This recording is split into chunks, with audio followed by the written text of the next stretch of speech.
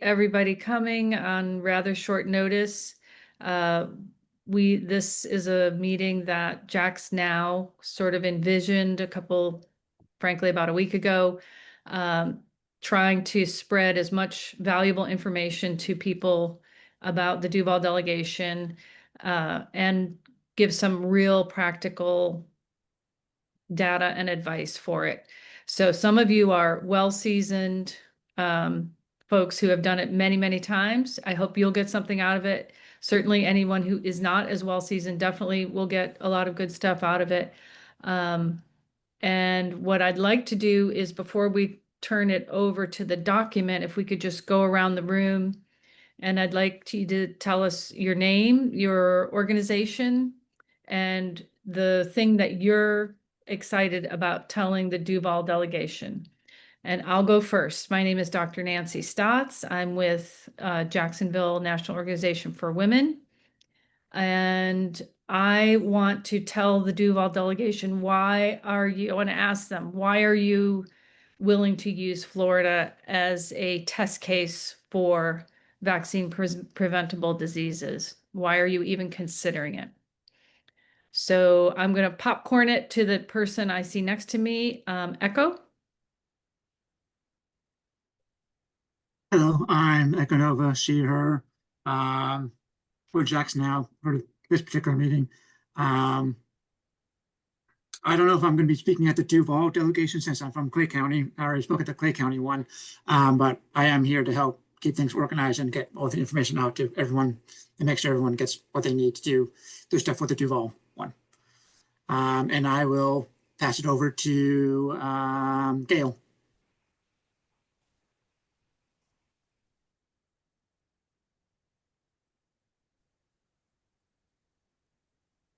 Did you say Gail? Oh, I'm sorry. Okay.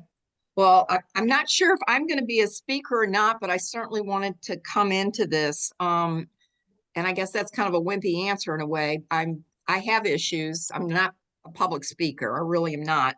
But a lot of the issues, the vaccine one, like Nancy brought up, is very important. I also wanted to bring up is gerrymandering that's going on in this state, and how that is just really taking away everything from people's beliefs that they have any input in this state at all, because if you're doing gerrymandering, you're basically suppressing the vote and you're discouraging people from voting. So that's an issue I would like to bring up. But the health issues with everything from vaccines to reproductive health are very big issues. And who are you going to tag, Gail? Oh, as far as organization? No, to speak next. Oh, okay. I'm sorry. Yeah. Let's see. Tyra. Okay, I'm Tara. I'm with Indivisible Jax Riverside. I'm also a member of Jax NOW. I am here because I have a lot to learn, and I know that Nancy and y'all can help me learn what goes on at this meeting upcoming. And thank you for organizing it. Thank you. I am particularly concerned, like Gail has mentioned, and someone else too, the midterm gerrymandering, I think is absolutely abhorrent. I think it is gerrymandering within itself is going against what our democracy is about. And then this midterm one is just a blatant attempt to corrupt it even further. So anyways, that's my bailiwick. Great. I shall pass it over to Rachel. Hi, everybody. Rachel Grage. I have my own brand, Rachel Grage for Florida, but I'm also representing Jax NOW and Democratic Women's Club. And I just wanted to say that I spoke at the St. John's Duval delegation. They had no problem with it. And I talked to the gal in Duval, Nancy I can't remember her name, but she's Natalia. new. And Natalia. Natalia. And she said it was okay for people to speak that aren't from that county. So just as an FYI, I can speak to getting nervous. I understand that you know, it's really intimidating when you get up there and all eyes are on you and everything else is quiet. And so I give myself permission to read from my phone or read from a sheet of paper, because I think it's still super important that people can hear what you have to say. And just, you know, something that I've been working on too is slowing down when I talk. Like I get so ramped up that I got to get it all out, and it's in a short period of time. And it really helps if you just really take your time in what you have to say. And the thing that I probably will want to speak on, it's the same thing that I spoke in St. John's earlier this week, is about the property insurance issue that came to light in February of this year. It takes a little while to explain it, but it's something that the legislature, or Speaker Perez said at opening session he was going to look into, and they never really resolved it. And they never answered my questions at the end of session about what happened to the money that gets funneled from insurance companies into their affiliates, and on the order of billions. So I'm just going to probably, in the interest of time, I've got a lot going on with running for office, so I'm probably just going to stick with that issue. And I think that, you know, all these issues just are broad reaching. They don't affect just one population. So I feel pretty comfortable anything we bring up is going to be important. And I will toss this off next to the beautiful Carol Brady. Who also got her hair colored today. We're all blonde. Blonde for the moment. Blonde ambition. Yes, that's right. I'm Carol Brady. I'm with the Beaches Activist Movement, but also on the leadership team for Jax NOW. And our priorities with BAM are the mid-decade, speaking against the mid-decade redistricting of the state, and also elimination of the vaccine mandate. I'm probably going to focus on, I think, the redistricting, and maybe just say, and what Nancy said. Hopefully I'll follow her about the vaccine mandates. So glad to be here. Oh, let's see. How about Judy? Hi, yes, I'm Judy Shecklin with Jacksonville Now. And I have, spoken many years at these meetings.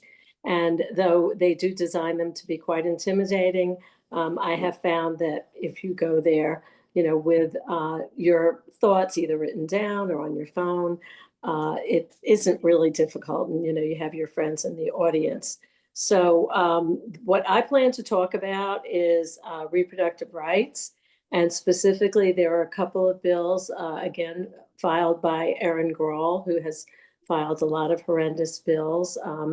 And one of them has to do with basically fetal personhood, rights of an unborn child. Basically, it's a civil liability for the wrongful death, as well as parental rights bill that she's trying to expand, and she actually introduced it last year. It didn't go anywhere, but it would limit access to information, questionnaires, services for any minor. And, that's something that is of grave concern. So that's what I will be speaking about. Oh, and I will turn it over to Montessa. Am I saying your name right? Hi, Montessa. I'm with IJR and Equality Florida. Like Echo, I'm from Clay County, so I will talk. I will speak, just because it's always good to have extra bodies. Most likely focusing on the gerrymandering or the vaccines. Those are the two most likely for me to talk about. Great. Thank you, Montessa. Who would you like to speak next? Oh, sorry. Let's go to Mike. Hey there, everybody. Mike Ludwig with the Northside Coalition of Jacksonville. You may have seen another Mike Ludwig also popping up on there. I think that's Kelly Frazier trying to log in with something I sent her, so we're not getting infiltrated, in case you were worried about that. I think some of the things that we're probably most interested in are education funding for public schools, particularly maybe some of these issues that are now going on with the taking over some of the school buildings and how that's going to impact us locally. both financially and space-wise. So Medicaid expansion is always important to us, and as well as the vaccine issue too, to keep folks safe. So let's see who hasn't gone yet. I'll send it to let's see, Acadia. Hi, everyone. I think this is focused on me. Let's see. Sorry, y'all. Okay, there we go. I'm Acadia. I use she, her pronouns, and I'm the advocacy director with Florida Voices for Health.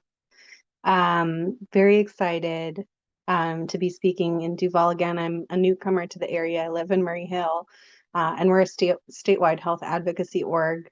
I think I'll be trying to connect the dots between the city council's recent budget slashing to safety net programs, sort of like, yeah, the folks who were getting uncompensated care assistance here, and then what's going to be happening with if they don't renew the enhanced premium tax credits for the Affordable Care Act, what that'll look like on top of HR 1's impact on hospital margins. So trying to just like create a through line that way, just for how these folks sort of sit in the middle of the federal and local council have responsibility to help care for obviously these constituents. So yeah, excited to be on this call with you all. I don't know, I was looking at the list trying to see if there's anyone else who hasn't gone. I'm not sure. Has Yeah. Ingrid gone? No, Ingrid. Right. No, I haven't. Hi, good evening, everybody. How are you doing? Hope all are well. I can't get my camera working. I don't know what to do. I started No too late. worries. No. Okay, great. Great to be here. I don't know. I attended the delegation meeting. Oh my gosh, before, but I'm not spoken. I don't think I've spoken at any of these delegate meetings, but they're very rich and very, and those who do speak have wonderful, have thought about it and made great presentations. So that's what I'm looking forward to. I'm going to just kind of see, see where I am about all that, whether or not I will speak, but I'm certainly glad for the this training. Okay, I think that's always helpful. This is always, thanks. Thanks, Ingrid. And I see that Deborah has not spoken. No, I haven't. Hi, everyone. This is my first time I'm here because Jessica had a family emergency, and I'm not exactly sure where Philip is, but I'm glad Ingrid is here. But we're with DWIN and Democratic Women's Club, and I'm here to take back information.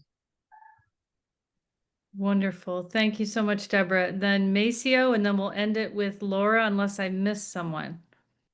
All right, good evening, everyone. I'm Maceo George, president of North Florida Central Labor Council. I don't know if I'll be speaking or not, but I'm very, very concerned about the gerrymandering issue and voter suppression. So my ears will be wide open to hear their responses concerning those and other important issues that y'all spoke earlier. And I'll turn it over to that last person you mentioned. Yes. Okay. Laura. Yeah, I'm Laura Dallasari, y'all. I'm sorry won't turn on my camera because as I explained earlier to the group, I'm in the hospital. And Patricia DeWitt, the American Association of University Women, our chapter president, couldn't be here tonight. So I'm the public policy director. And we're tracking issues, and our concerns, of course, are the issues around higher ed, women's education, girls' education, and following some of the last session was not very kind to girls. So I know Pat will be going and speaking at the delegation, and she's a very experienced speaker. Thanks, everyone, for those wonderful introductions.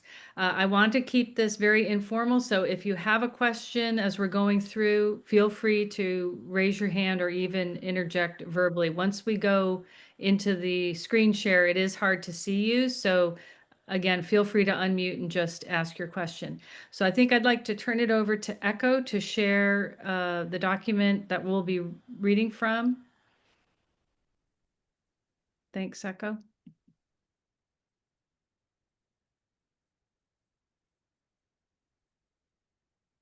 You able to see the document? Yes. Yeah. Perfect. Oh, You at can least pinch it. my eye.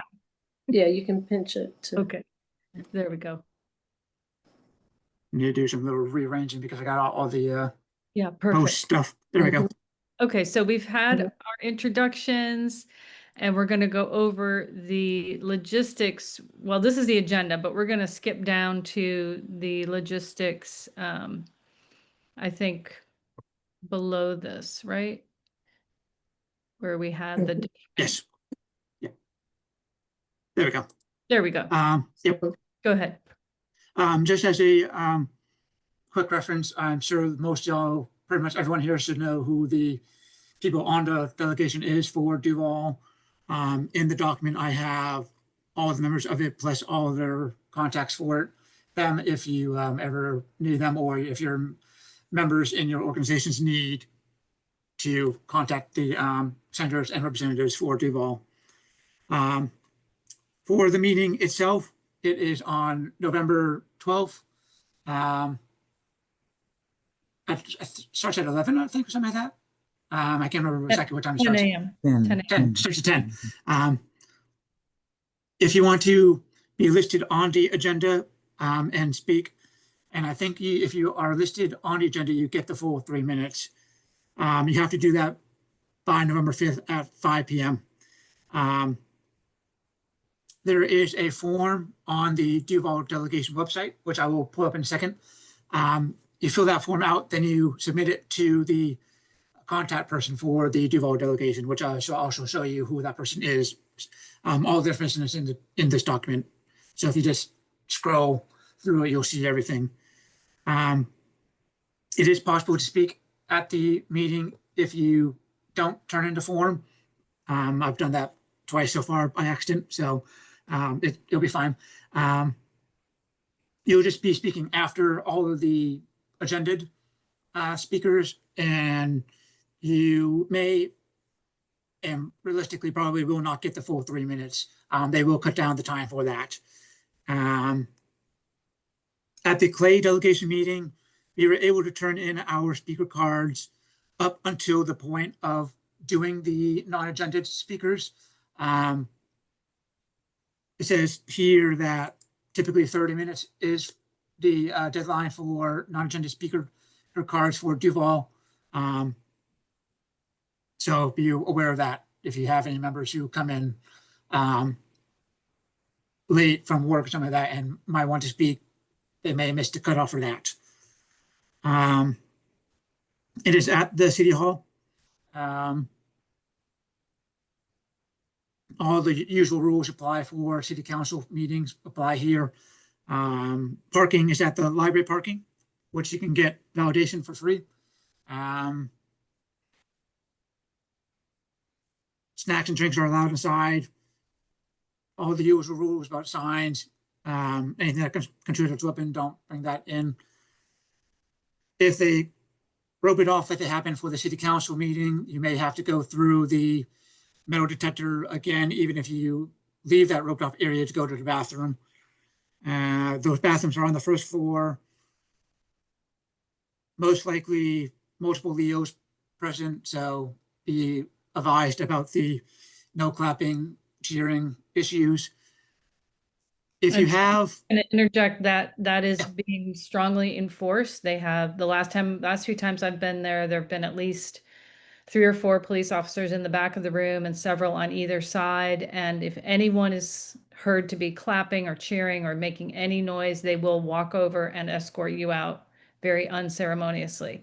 And we know that's awful and it's silencing us, but I'd hate to see you put the work into preparing a speech and not be able to give it. So we really have no choice but to comply, and they have to listen to us. and to that point, there's going to be a lot of the experienced organizers and activists there, so we will be able to help out for all of the newcomers to the delegation meetings. I'm pretty sure almost everyone here on this call has some experience with either city council or school board or legislative stuff. So y'all also be sort of the point person for your individual organizations to help guide the people. So if there are any issues, we can sort of help mitigate it before the cops get involved, hopefully. In terms of like logistics, that's pretty much covers it. If you the other information to note is if you have handouts, because I'm sure that some organizations might want to try to do handouts. They suggest 10 copies and 3-hole punch on the left side. All that information is also on the form that you submit to the person to be on the agenda. That form I have linked into the document at the very front page of this document, which I shall go to right now. This is the front page. I have the important dates and some links. The speaker request forms, this one right here.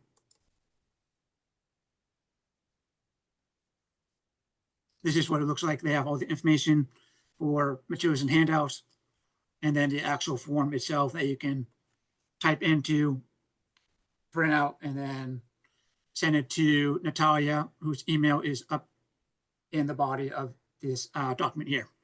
And as a reminder, again, November 5th by 5 p.m. Yeah, and additionally, if you have any handouts that you want to provide, you're supposed to hand them in at that time as well. In the past, my memory is they allowed you to provide those at the meeting, but apparently now they also want those in advance. Ideally. I do have one question. How strict are they on the time of the whole meeting? As far as going past 2 p.m.? Very strict, okay. Because I know that Orlando's one from last week or 2 weeks ago went on for 9 hours. So some legislative delegation meetings are not strict. Others are pretty strict. I know Clay County is also very strict on the time as well. Yeah, they're very strict. My experience is that they will whittle it down to a minute. And it also does not depend on whether you applied in advance, you know, whether you submitted your request to speak by November 5th, you'll still be divided among the people, you know, in terms of the time. So I have never seen them go over, you know, that basically they just shorten everybody's time. Sadly, yes, I would have to concur. Yeah, Echo, if you could slide up to the tips on speaking, and then Judy, maybe we can toggle back and forth on these. Sounds good.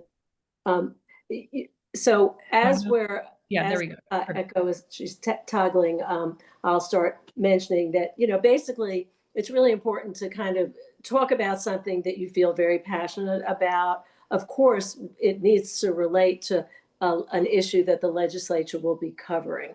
And we do have, hopefully there'll be a link here. If not, you know, there'll be a link on the NOW website to pre-filed bills, and they're pretty much all over the place. There still will be more, and that's the list that I went through them today. I think we're up to like 800 or something that they pre-filed, or that number. There isn't actually that many, but in any case, you can look at the bill and find, you know, some specific talking points that are relevant and are fact-based. It also helps to have a story, but it really is helpful to cover something that will be before the legislature.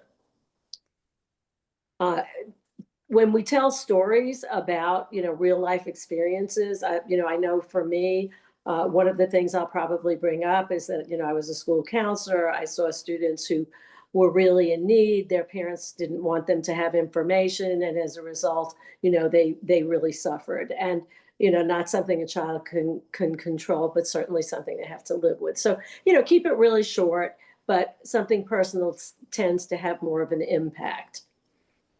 And Nancy, do you want to mention? Yeah, just to piggyback on that, those stories are what people remember. You know, data is important statistically, but telling a story really will stick in their head. And that's where it's nice to have the handout with the data that they can look at maybe at their leisure. But in 3 minutes, let's face it, if you start rattling off a lot of percentages and things, it's just going to get bogged down. So I suggest keep it light, crisp, to the point. Of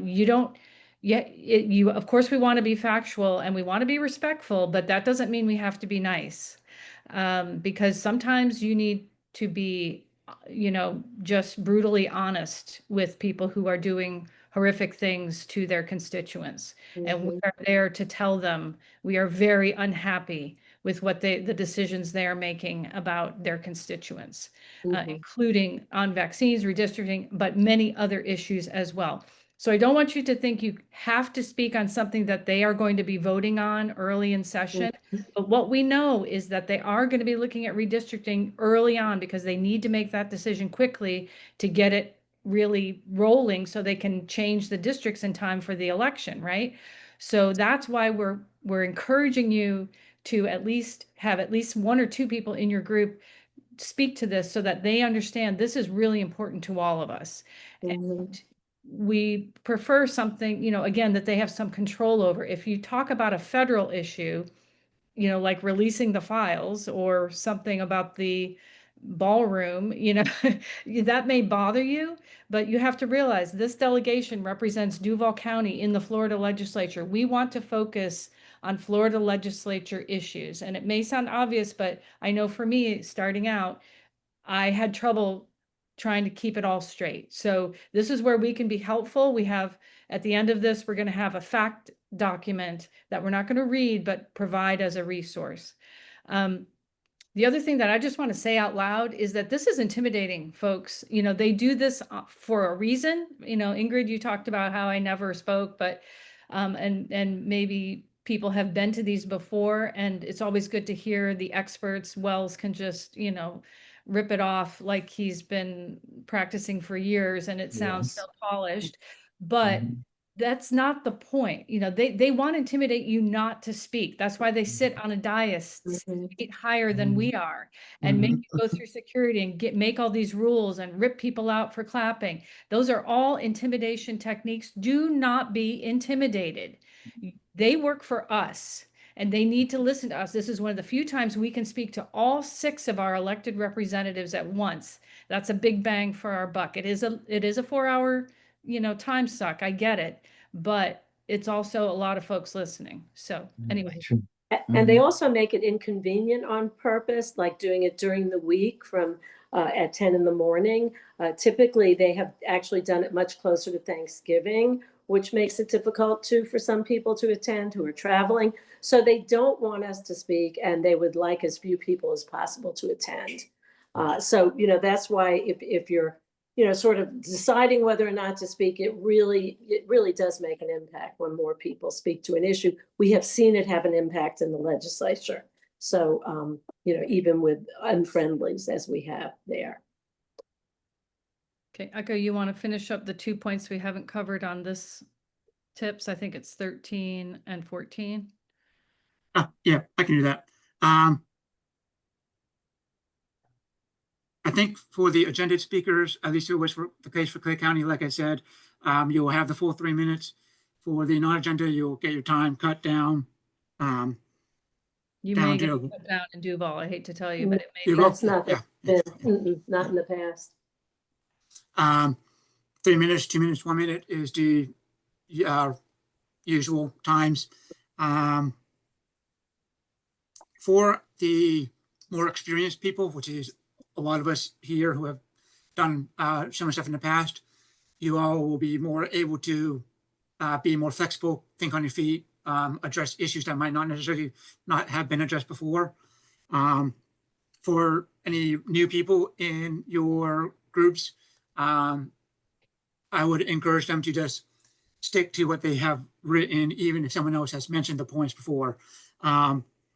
The idea behind that obviously would be if the legislators hear the issues pop up more often, again and again, they'll try to theoretically prioritize that one and do the work to address those particular issues.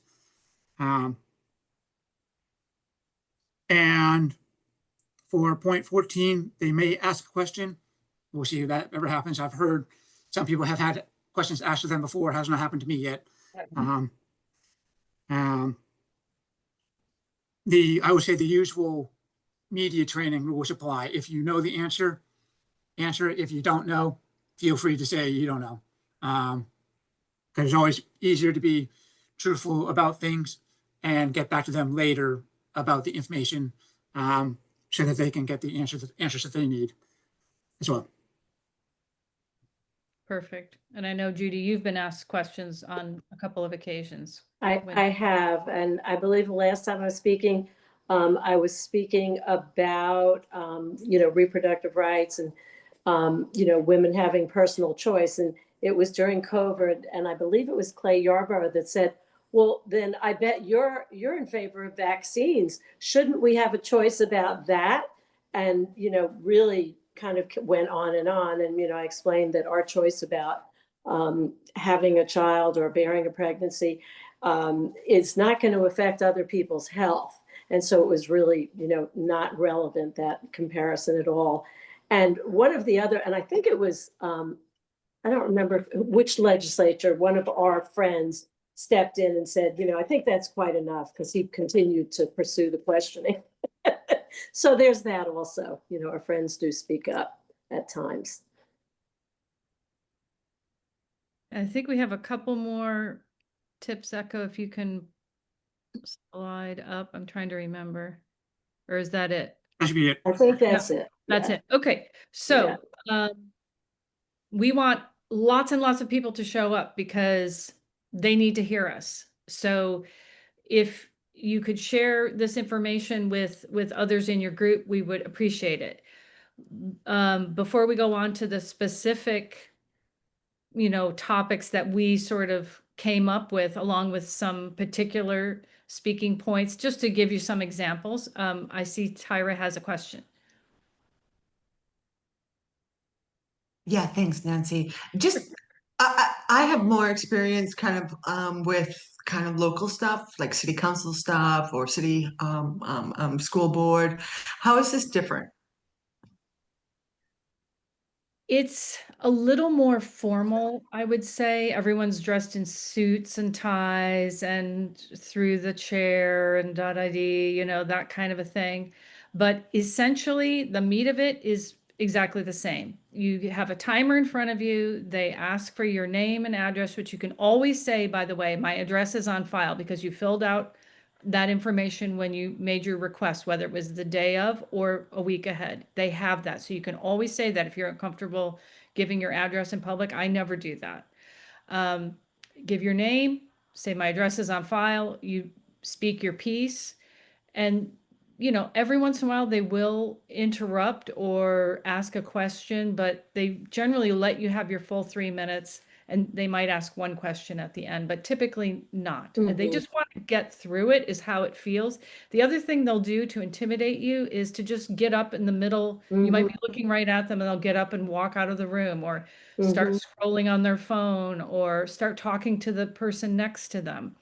Just things that we would say is incredibly rude, but and it is, frankly, but again, it's on the record. And the other thing I would say, if you really are not, able to speak, some people are just too shy or too uncomfortable, you can fill out a card, say, I do not want to use my opportunity to speak, but I want to, on the record, that I oppose the redistricting, the mid-decade redistricting.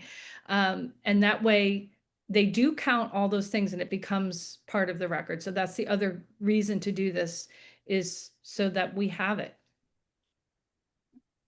And if I may add something, there's also a really good chance for us organizers and activists to really get a sense of what people in the community are thinking about, from the general public community, as well as the various services and organizations, because this is one of the few times where members of all of the major branches and organizations will speak and present what they want to see in the upcoming legislature. So good way to get information to plan for our own years as well. Great point. Any other questions before we move to the various topics? And then happy to take questions, all throughout this. Good, thank you. Sure. Okay, so again, in no particular order, we came up with some topics.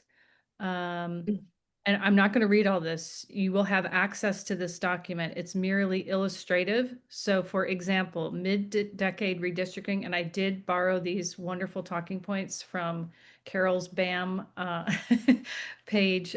So thank you, Carol, and thank you, Elizabeth Sams. But this gives, if you look further down, it has embedded links about what it is we're talking about, the congressional redistricting, talks about who has opposed it here. The League of Women Voters, the Voters of Florida, Equal Ground are all opposed to this. It then goes and gives 5 or 6 points about why it's a bad idea, including cost, how it targets minorities. It's opposed by the majority of Floridians by polling. And again, it provides the links. So you're not just saying, this is my opinion, it's bad, don't do it. You know, there's 2 ways to talk to legislators, right? Legislators. You can just say, vote against that thing, that's bad. You're dumb if you vote for that. Okay, bye. You know, and that has some impact because they're saying, well, this constituent's really against it. I've recorded that, but they haven't said anything really compelling to me that makes me want to rethink my vote. So I look at it as they're probably coming in obviously with a bias towards voting for redistricting. So one of our jobs is to try and present reasons why they shouldn't. These suggestions, this isn't the be all end all, by the way. I can think of one that I might say if I was going to talk about redistricting, which I'm not, but in Texas, they're realizing, you know, that to get the 5 additional GOP seats, they had to make 10 districts very tight. They're very swingy now, that they used to be real easy Republican districts. So be careful what you wish for, because this could backfire if your intent is only to gain more of one party seat, because there are fluctuations and shifts in the way voters vote. So I would bring that up, and hopefully that gives them some pause and say, you know, that's true too. So anyway,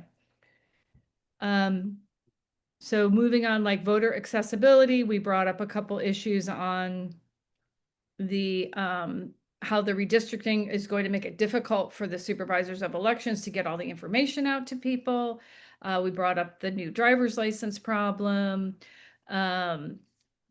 which that's just as a quick aside. If you renewed your driver's license after July 31st of last year, you have a different number than what the SOE has on record unless you sent it to them preemptively. And it can only be a problem. It's fine if you're voting in person, but if you try to vote by mail, it could pose a problem. So this is something we just have to emphasize with our membership as we get closer. And feel free, Echo, to just scroll at will, because we're not going to read all these. Like I said, this is a living document. We're going to be adding different talking points. I have a bunch already on the vaccines that people are welcome to grab and use with different factoids. We're going to be adding more in different categories as we get closer. Things change right up until, you know, a week before. Oh, I want to bring up something that Rep. Nixon has called for on social media. Has anybody seen it on Instagram besides me? Hopefully, but she wants the governor to declare a state of emergency to be able to have funds to cover the SNAP benefits, which are expiring in 2 days.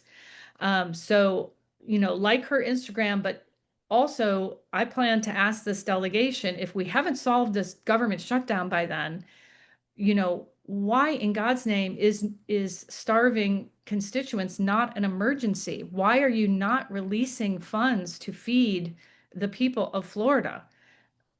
It's, you know, and I would ask them to commit right there on the spot that they would vote for that and make them squirm. I mean, that's kind of what we're there for, but that's just me. Anyway. If just to add on to that real quickly, something to speak on at delegation meetings can be actual policy things, like if you know what bills you want to address or not. Except for that, another tactic is to just find issues to tell the legislators to pressure other branches of governments to take actions on. The SNAP issue is one of those type of things where we can use the platform to pressure the Duval legislators to stand up to the governor and get action done to do the state of emergency. Today, there was an article written about how DeSantis is waving off the call by the Democrats. But if we can make it a bipartisan thing, that makes it much more difficult for the executive branch to wave things off, especially for things like SNAP. Great points, Echo. Thank you for that. And Judy, please feel free to jump in. I'm not going to read all of these, but I'll just go through the different topics we have right now: vouchers and funding, charter schools. I think someone mentioned talking about, that's a really important point, how they're really taking over the free speech of educators, in addition to the whole Hope McMath issue. At the state level, there's a bill that would force teachers to take an oath that ends, that you will serve as a positive role model in both conduct and character. So help me God. That's how the oath goes. So it doesn't specify in, private life or in the classroom, or it just goes too far. And it's been criticized by civil rights attorneys, probably violates the Constitution, but we can't count on that. So that's, we're facing a teacher shortage. These kinds of things are just more obstacles to that. And of course, the whole Charlie Kirk thing and blah, blah, blah. I mean, there's so many issues, quite frankly, folks, I could talk for 3 hours, but we just have to pick things and try to be effective. Yeah. It is the immigrant thing, ICE being addressed with, Echoes, yeah, okay.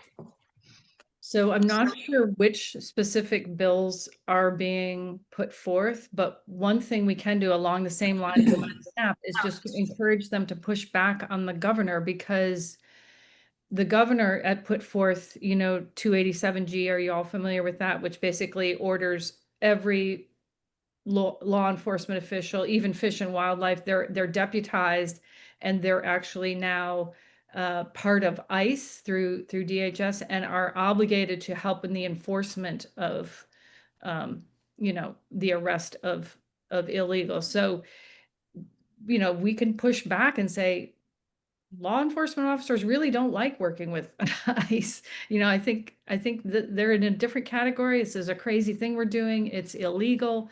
We want to sever this relationship. It's probably not going to go real far, but make them come out. Maybe we could get someone to put forth a motion and make them vote down on it, just so that people know that they're supporting ICE. Yeah, there is one bill so far that about operating a commercial motor vehicle if you're a unauthorized alien, that you would be incarcerated and the vehicle would be impounded, and I'm sure there will be more, but that's one that's already pre-filed. So if it's somebody working for a trucking company, for instance, that certainly isn't something encouraging businesses in this state. Additionally, for Duval specifically, well, one, you have the Baker concentration camp to address. That is something that the legislators can actually take action on. And you also have T.K. Waters as part of the board for the State Immigration Committee. Another thing that you can use the legislators to pressure the executive to take actions themselves. So if you have anyone who is really interested in doing stuff for immigration justice or ICE, also consider those kind of avenues as well. And Echo, I'm going to ask, when you have a minute to breathe, to put links for those two facts into this document, because again, we plan to share this. It will be a growing document. This is just what we have so far. If we go back up a little bit, we skipped economic justice. I just wanted to remind everyone that there are two select committees in this upcoming session. one on the mid-decade redistricting, which we all know about and have been talking about in the news for a while. The other one is on property taxes. Both of these committees are going to be related to each other, obviously, at least obviously to me. But if there are anything that comes up in your daily life that you want to see for property taxes, insurance, I know is a big issue as well. You know, you can really use this platform to talk about that stuff. And Tyra, I see your hand up. While I'm thinking about it, I did want to mention on the redistricting committee, which is only, I think, 8 or 10 people in the entire Florida legislature, Jessica Baker, who represents District 17 and is part of the Duval delegation and is in fact heading it, she is part of that redistricting committee. So she carries a lot of weight with that. And with that, Tyra, your question, please. Thanks. Excellent. How are these things being populated? You said this is a living document and different things. I've recently got so who's doing that? And I have a possible volunteer who's an ex who is the lawyer that used to be a one of those public attorneys, and he could be a really good contributor to something like this. Is that someone you could use? Very possibly. Can we talk offline? Yeah. I hesitate to make this open to everyone to edit. The reason being we've had inadvertent loss of information when people have deleted things. So right now, what I would ask, if you have a great article and a point that you want to add to share with everyone, I'm asking you to just to either echo myself or Judy, and we will get it into this document. Okay, that's fine. Yep. So I'll ask him if he has any interest in. Yeah, and we can talk afterwards. Yeah, and you were mentioning about, as somebody was saying about economic justice, just as a broad topic, and there are 2 specific bills that have been filed. One of them is a good bill, which has a chance, snowball in hell's chance, but still be good to talk on, in favor of paid parental leave, and then also establishing a minimum wage, that's more fair. So both of those would be excellent for people who are interested, in more economic equality or an opportunity. Great point. Thank you, Judy. And another hot button issue that I'm sure is going to come up because it's also been in the press a lot is the bill by Fabricio, I think his name, or Fabricio, to name a street in every college and university after Charlie Kirk. And he actually is going to withhold funding if they do not comply. So again, that's one of those issues that's going to just create, it's divisive. They know what they're doing. I often wonder if they put things out there almost on purpose, things like this, to distract from the really important things like some of the other issues we're talking about, the redistricting, the minimum wage, etc. But it is, if it's something you feel passionate about, you can definitely speak on it. And I've got some links in there, but it's really pretty horrifying that they've linked funding to putting in this street. Very disappointing. There are actually 3 bills too filed related to Charlie Kirk. One of them is a day of remembrance, establishing October 14th each year. And then, one with the state universities and one with a specific transportation facility being called Charlie Kirk Memorial. So anyway, it definitely is a relevant issue to bring up, particularly his very divisive policies. Right. And I often wonder if what we should do is, say, well, that's okay as long as we have a George Floyd Boulevard right next to it. Because if we're going to spend the taxpayer dollars to do it, then, which is the ridiculous part. It's just ridiculous. Anywho, anybody else want to jump in? I feel like we're time. Switch to the, you want to stop the screen share? Does anybody have any questions about the document? Great question about who can add to it. For right now, is just the three of us are adding, but we would love your input if you're an expert in a particular area about, you know, anything, feel free, but we want you to be able to use it, pull items off of it so that you can share with your constituents too. Additionally, there are some areas that we haven't addressed in this document. For example, environmental justice, we don't have anything on. Disability justice, transportation and infrastructure. There's probably some other ones as well. If you have stuff on that, we can put that in here. We just focused on things that we could think of quickly off the top of our head and that we could pull our resources that we know we have for. If there's story is just don't limit yourself to what's on here. If there's stuff that you can also just let us know so we can do that as well. Mm-hmm.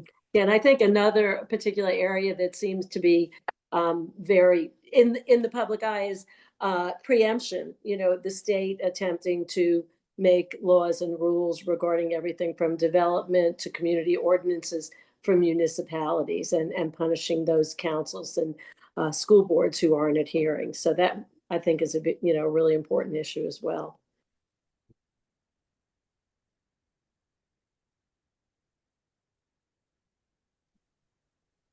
Right. Any questions? It got awful quiet. I think everybody. I can't see also.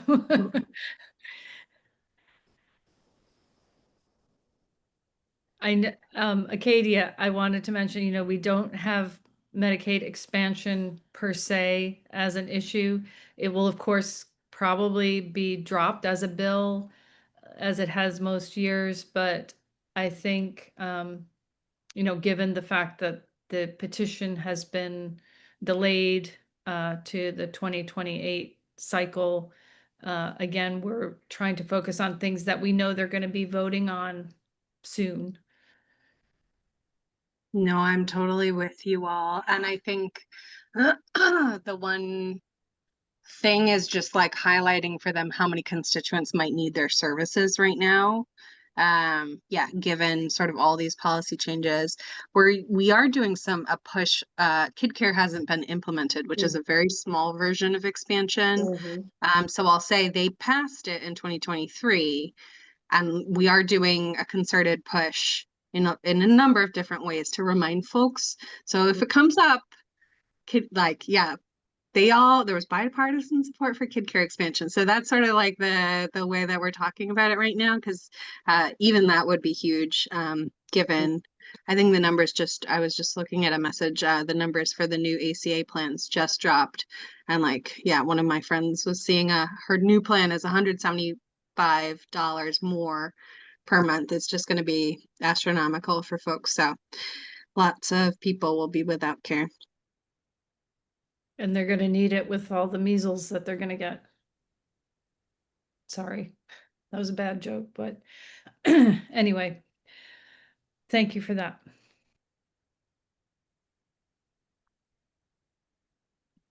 All right, well, it is just about 8 o'clock. We want everybody to know Jax Now and you know, each other. I look to you as support folks in my community, that I would come to you for help. I hope you feel like you can come to us. We need to be here for each other. We will everyone who organized this will definitely be there on the 12th.